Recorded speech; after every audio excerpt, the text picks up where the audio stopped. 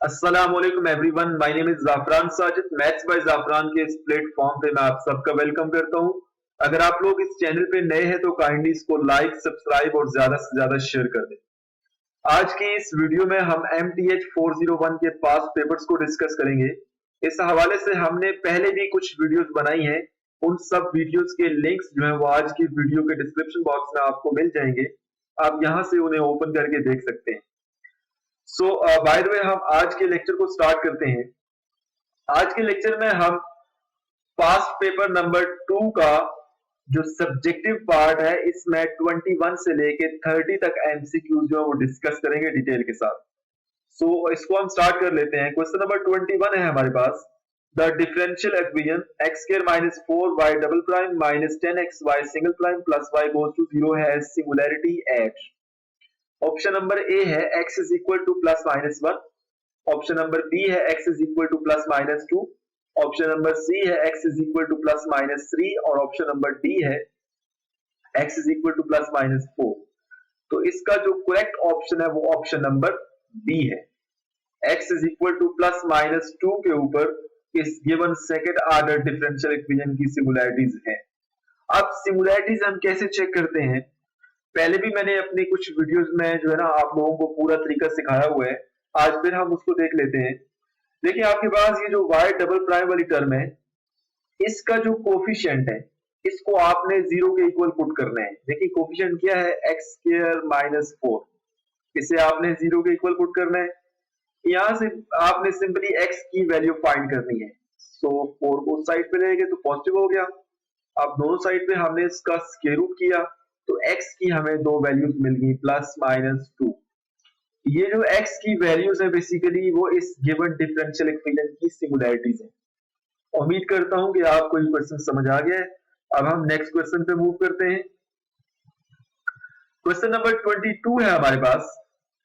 Any linear differential equation of the form. ये आपके पास कोई लीनियर डिफरेंशियल इक्वेशन है nth ऑर्डर की, सही है, non homogeneous linear differential equation where a0, a1, a2 up to an are constants is called।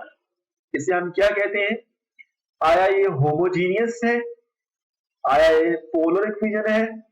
Option number C है हमारे पास एक्वी डायमेंशनल इक्वेशन है, या option number D none of them है। तो बेसिकली ये जो आपके पास इक्वेशन है ये एक नॉन होमोजीनियस है। तो यहां पर तो हमारे पास ऑप्शन है ही नहीं, तो इसका मतलब है कि नन ऑफ देम ही होगा। तो ऑप्शन डी जो है वो इसका करेक्ट आंसर है। ओके, उम्मीद करता हूं कि आपको इस क्वेश्चन की अंडरस्टैंडिंग हो गई है। अभी हम नेक्स्ट क्वेश्चन पे मूव करते हैं। That is question number 23। To reduce any Cauchy Euler differential equation.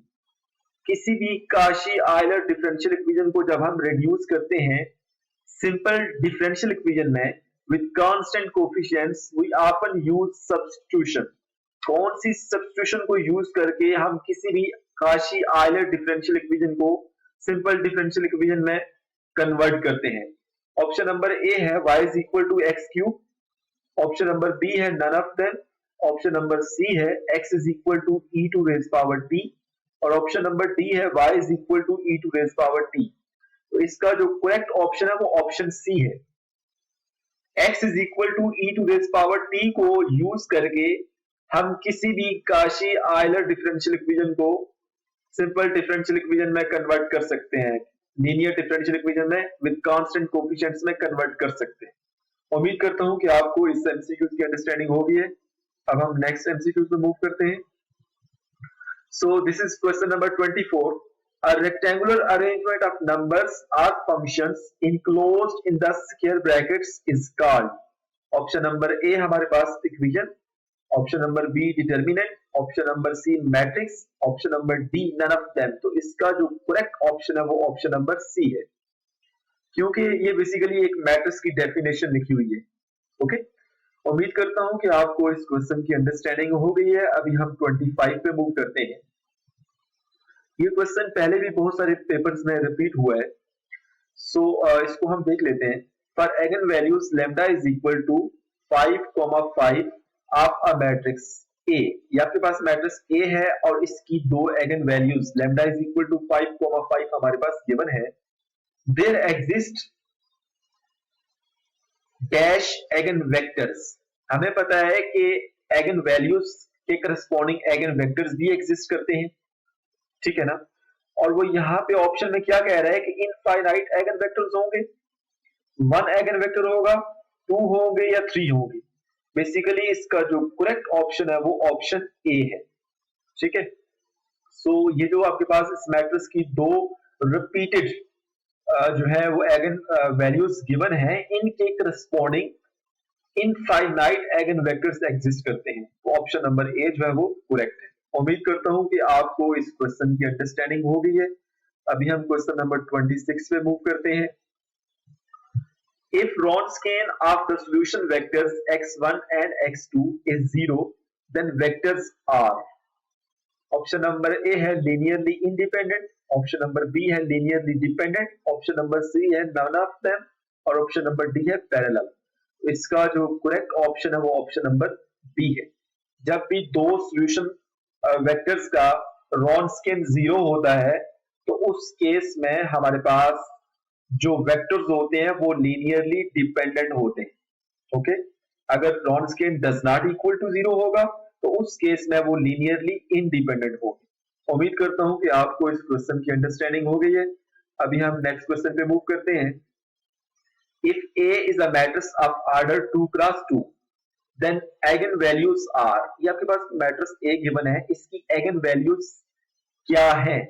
तो यहां पर मैं आपको पहले भी बता चुका हूं कि एगन वैल्यूज फाइंड करने के लिए हम इस कैरेक्टरिस्टिक इक्वेशन को सॉल्व करते हैं।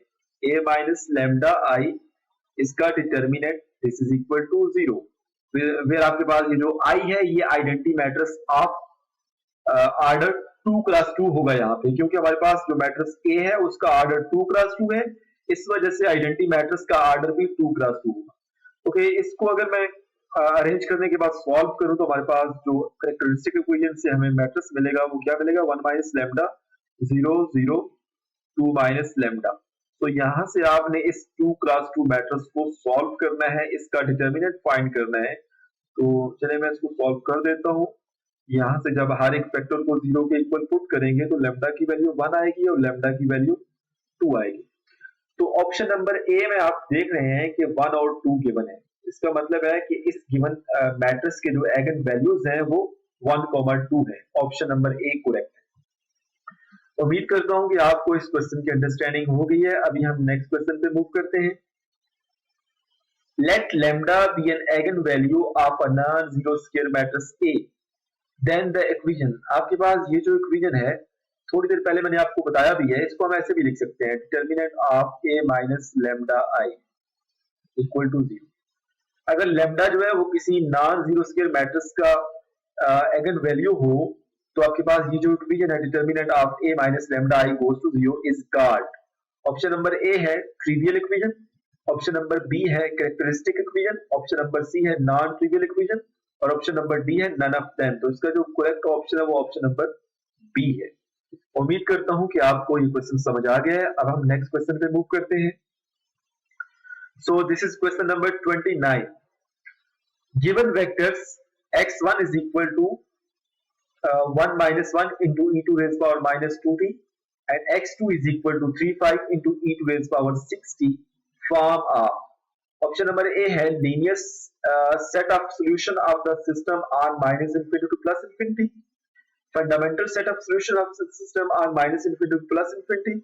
Option number C है partial set of solution of the system on minus infinity to plus infinity and option D है none of them। तो इसका जो करेक्ट ऑप्शन है वो ऑप्शन ए है।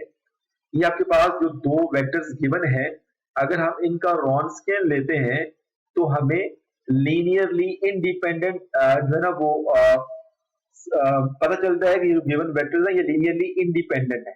इसका मतलब है ये linearly independent set of solutions है of the system on minus infinity to plus infinity। उम्मीद करता हूं कि आपको क्वेश्चन नंबर 29 भी समझ आ गया। अब हम क्वेश्चन नंबर 30 पे मूव करते हैं।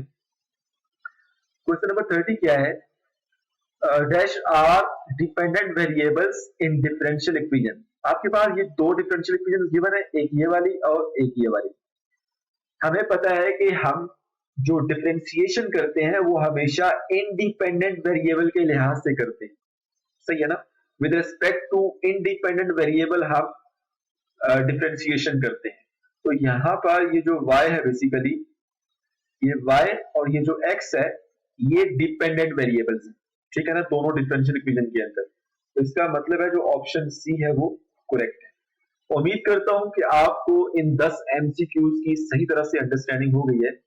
आप यकीन करें कि मैंने MTH 401 के पहले भी पेपर सॉल्व किए हैं, बहुत सारे क्वेश्चन है वो रिपीट होते हैं।